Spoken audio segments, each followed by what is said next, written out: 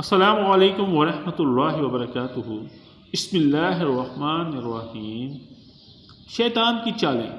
اللہ کے راستے سے پلٹانے کے لیے شیطان کس حد تک انسان کو بہکاتا ہے، مگر جو استقامت کے ساتھ قائم رہے پھر اس بندے کا اللہ پر کیا حق ہے، جانیے حدیث کی روح سے۔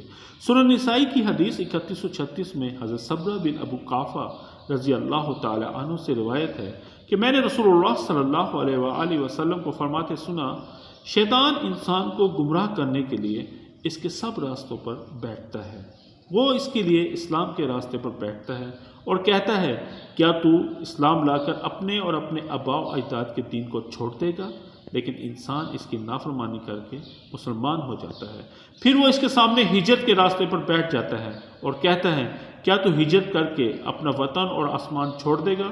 جبکہ مہاجر کی مثال تو ایسے ہے جیسے گھوڑا رسی کے ساتھ باندھ دیا گیا ہو، لیکن انسان اس کی نافرمانی کرتا ہے اور ہجرت کر لیتا ہے۔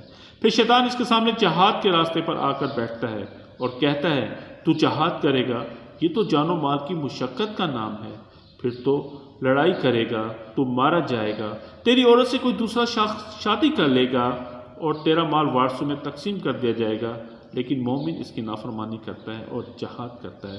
پھر رسول اللہ صلی اللہ علیہ وآلہ وسلم نے فرمایا، جو شخص یہ سب کچھ کرے تو اس کا اللہ تعالیٰ پر حق ہے کہ اسے جنت میں داخل فرمائے، اگر وہ شہید ہو جائے تو بھی اللہ تعالیٰ کا اس پر حق ہے اسے جنت میں داخل فرمائے، اور اگر وہ غرق ہو جائے تو بھی اللہ تعالیٰ پر اس کا حق ہے کہ اسے جنت میں داخل فرمائے، اور اگر اس کی سواری کا جانور اس کو گرا کر اس کی گردن توڑ دے تو بھی اللہ تعالیٰ کا اس پر حق ہے کہ وہ اسے جنت میں داخل کرے۔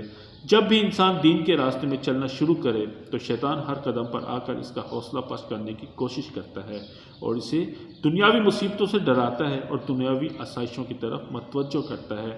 جس مومن کی ساری زندگی اس طرح شیطان کے بہکاوے سے بچ کر نیک اعمال میں گزرتی ہے تو اللہ سبحانہ و تعالیٰ نے جنت کو اس کا حقدار قرار دے دیا ہے۔ اللہ سبحانہ و تعالیٰ ہمیں بھی ایسا باعمل مومن بننے کی توفیق عطا فرمائے اور ایمان پر خاتمہ نصیب فرمائے، آمین۔ جزاکم اللہ خیر۔